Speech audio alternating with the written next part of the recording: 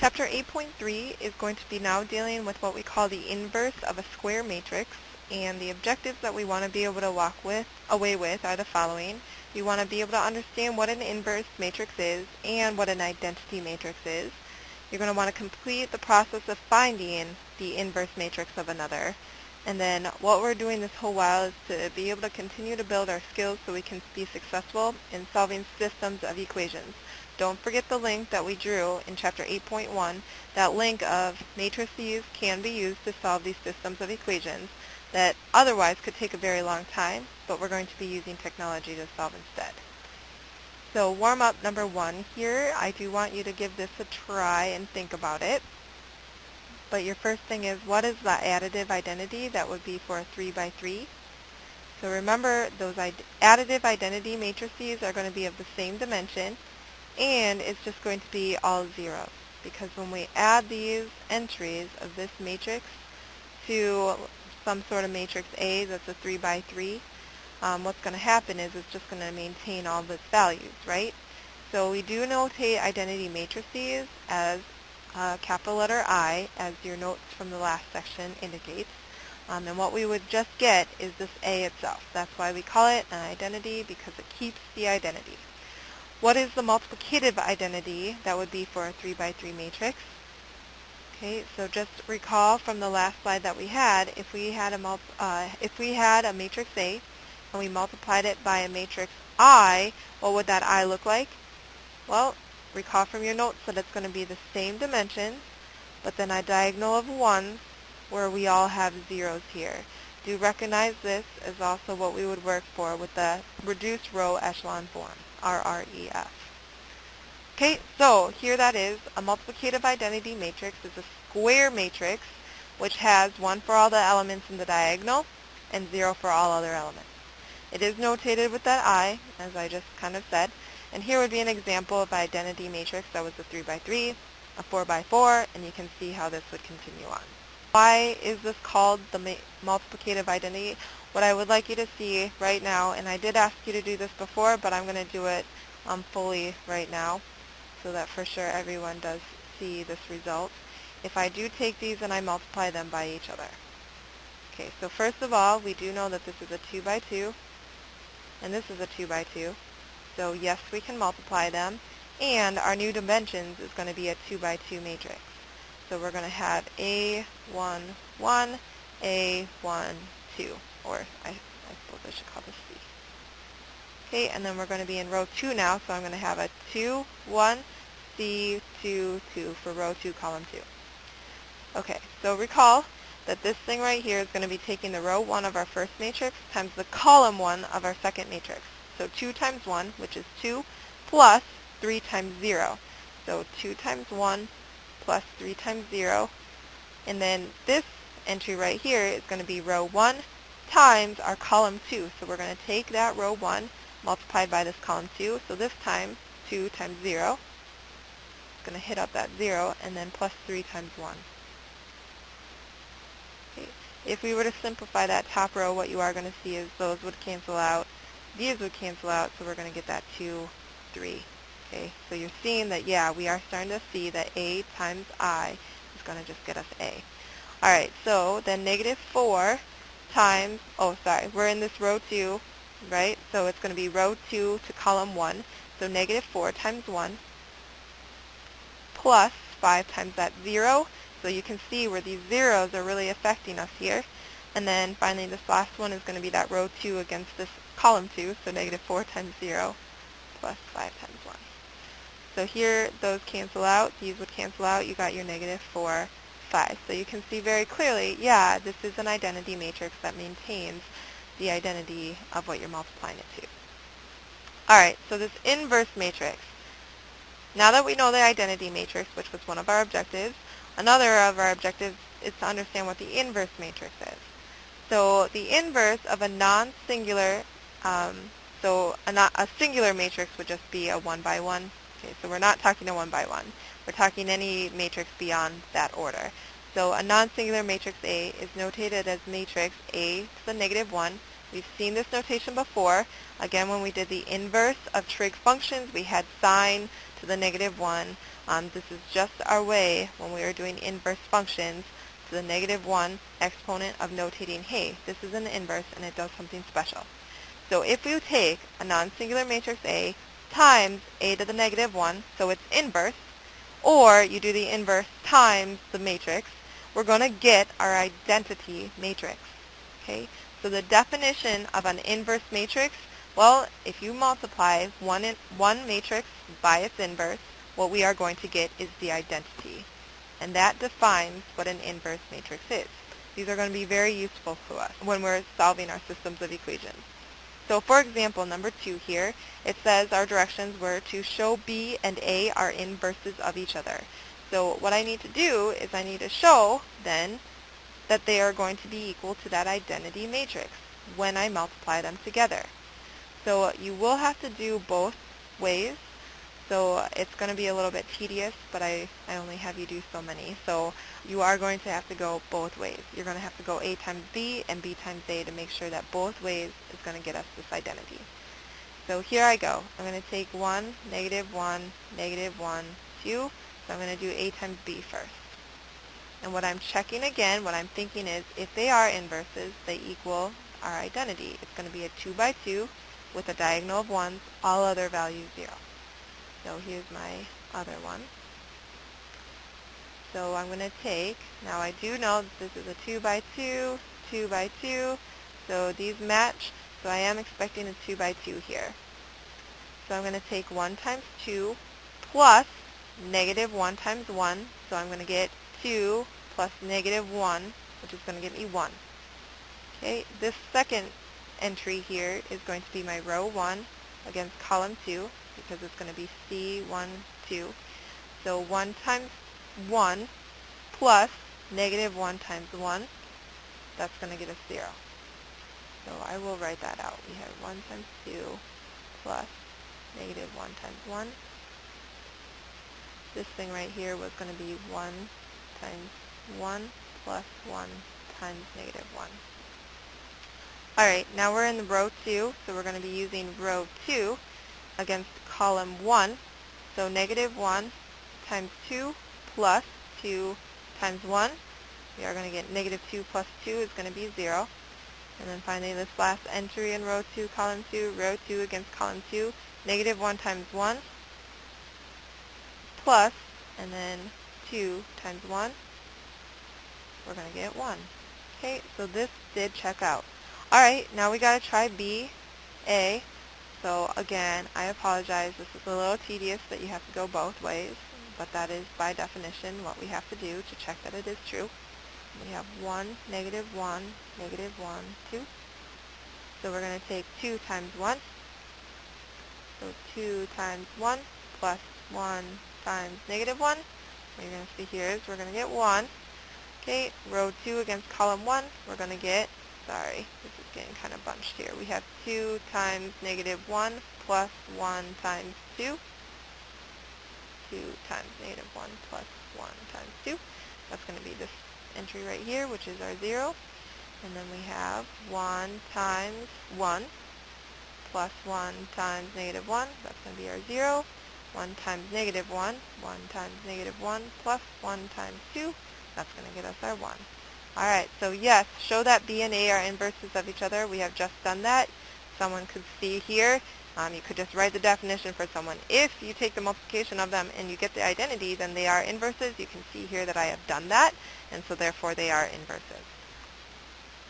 Alright, so now that we know exactly what an identity matrix is and what an inverse matrix is, that was the first objective. Now we're going to move on into the second objective, which is going to be talking about how do you find an inverse matrix of a given matrix. So first of all, we need to make sure that it is a square matrix. So here, you're going to put your square matrix in this portion. Okay, so set up a double matrix. It's kind of an augmented matrix, but, well, actually, no. I'm sorry. It's not. We just use that line that's going to separate these two different things. So first, you're going to have the square matrix that you want to find the inverse of. And then on this side, we're going to have the dimensions of an identity matrix that is of the same dimension. What you're going to want to do then is you're going to want to turn this into the identity matrix, and this one is going to become your inverse. Okay, it's kind of an interesting process. So number 19, what we are going to do, the directions are find the inverse matrix if it exists. So number 19 here is this matrix, and what you will be able to say here is that we cannot find the inverse matrix because it's not a square. This is a 2 by 3. We cannot find the inverse matrix of a non-square matrix. Okay, so number 21 then, looking at this one, we have 1, 1, 1, 3, 5, 4, 3, 6, 5. This one we can find a matrix of, so we're going to go ahead and do that. So here's that matrix that we're trying to find the inverse of. What I have done is I have set it up in that way that that process indicates where we're going to take our original matrix and then that we're trying to find the inverse of, and then the identity matrix of the same dimensions right next to it. So the idea is, I'm going to take this out, we need to turn this into an identity matrix. So in other words, that reduced row echelon form where we get a diagonal of 1s and everything else is emptied out as 0s. So you are going to be doing those same old row operations that we were performing in the last section. So it's convenient, I'm seeing this 1 and I'm liking it because what I want to do is I'm going to want to empty everything below it. And I wanted that 1 in that place to begin with because that's the start of that diagonal. So what I am going to take is negative 3 times row 1, so that when I add it to row 2, I'm going to get a new row 2. So if I do that, I'm going to get negative 3, negative 3, negative 3. Now here's the thing, we also have to multiply everything over here by that negative 3. So we're going to get negative 3, 0, 0. Alright, then I'm going to take that and put it up against this 3, 5, 4, 0, 1, 0, because that's my row 2. And my new row 2 is going to become this. Alright, so my new matrix is going to be 1, 1, 1, 1, 0, 0. So that's my original row 1. The one that changed is going to be my row 2. It's going to become this. So 0, 2, 1, negative 3, 1, 0. And row 3 is going to be the same. So now what I'm going to do is I'm going to take negative 3 times row 1 and add it to row 3 to get a new row 3. So you can see what's happening is this one's starting to transform as we bring it along for the ride when we're changing this. So this is going to be my new row 3. My matrix is going to be same, keep my row 1 and row 2 left alone, and then take on this new row 3 that I got using our row operation. Just be very careful that you track your routes, that you're seeing, oh yes, I kept everything up here the same in row 1 and row 2, and I made sure that I wrote this, and I was careful with my addition and all of those row operations. Alright, so now what I'm seeing is I emptied out column 1. Now I can start moving on to column 2. So here we have a 2, and I'm going to try to do something and see if you can kind of figure out the direction that I'm taking with this. But I'm actually going to take negative 1 times row 2 and add it to row 3 to get a new row 3. And it's a little bit strange because you're thinking I want to get a 1 there, but you could see the way of doing that would be to take this row 2 and multiplying it by 1/2, and I'm going to get fractions. That's perfectly alright. Go for that if you want to, but I'm going to do something that you may or may not choose to do. So this is what I'm going to get when I multiply row 2 by negative 1. Okay, and I'm going to add it to row 3. Alright, so my new row 3, everything else stays the same, the top and the second, but then my new row 3 is going to take on this. Alright, so why did I do that, you may ask? Well, in this column 2 now, what I have is a 1 that with a 0, 1 at that. So what I'm going to do is I'm going to now take row 3 and row 2 and I'm just going to flip them because that is also one of our row operations that we're allowed to do to keep an equivalent system. So I'm going to flip.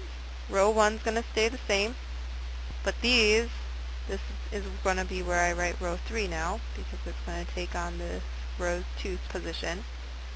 Alright, and then we have it. So what I'm going to do now is I'm going to knock out that 2. So here I'm going to take row 2 times that negative 2, the opposite of this, so that when I add it to row 3. I get a new row 3 without any plate or value in that spot. So we're going to have.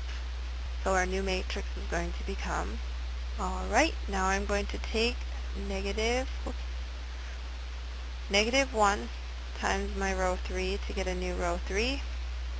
Alright, so I'm going to start writing small here because I'm going to run out of room. But now that we have our diagonal of 1s and everything's emptied out below it, now what we can do is turn around and start emptying right above it. We can use, just in the reverse order, we can use this corner one and empty out the things that are above it without affecting anything in the other column. So here I'm going to take my row 3 now, and I'm going to multiply it by negative 1 so that I can add it to my row 2. And what we will get is a new row 2, and it will be this. And here then I'm going to get, my third row stayed the same. This was my new row 2, 0, 1, 0, negative 3, 2, negative 1, and I'm going to cheat slightly. I'm also at this point going to take negative 1 times that row 3 and add it to row 1 to get a new row 1, because what I'm attempting to do is get rid of this 1 without affecting any of these others. So I will get, and here I will place that. Alright, so you can see we're very close. I just have this last thing in column 2 to get rid of, and we can use that one diagonal piece in column 2 to get rid of that right above it without affecting anything in column 1 and column 2. So here I am going to take row 2 times negative 1, add that to row 1 to get a new row 1. Okay, we're going to get 1, 0, 0, 1, 1, and then here we'll get negative 1. So our final thing is going to look like this: 1, 0, 0, 1, 1, negative 1. We're going to get 0, 1, 0, negative 3, 2, negative 1, and then 0, 0, 1, 3, negative 3, 2. And what you will find then is we've now converted this into an identity matrix where this used to be, and now it's over here, and this is going to be our inverse matrix. So if I would write this up here, so if this were called A, then this would have to be called A inverse, right? And what I just want to show you is if we were to take A times A inverse here, we have a 3 by 3 and another 3 by 3. So yes, we could multiply them, and our result is going to be a 3 by 3 matrix, and it should be the identity matrix. That's a 3 by 3. I'm just going to show you that we're at least going to get a 1 here, and everything will follow. So if I were to multiply this, I were to take 1 times 1, and then 1 times negative 3, and 1 times 3. What we will get is 1 times 1 plus 1 times negative 3 plus 1 times 3. Those will cancel each other out. I will get my 1. And everything else should follow suit as long as I didn't make any errors. If I did, you guys, I'm sure, will catch me tomorrow. I will question and ask you, how can you find a matrix's inverse on your calculator? So consider that. 17 through 22 you will have to do manually, but number 27 and 28 we will do with our calculator.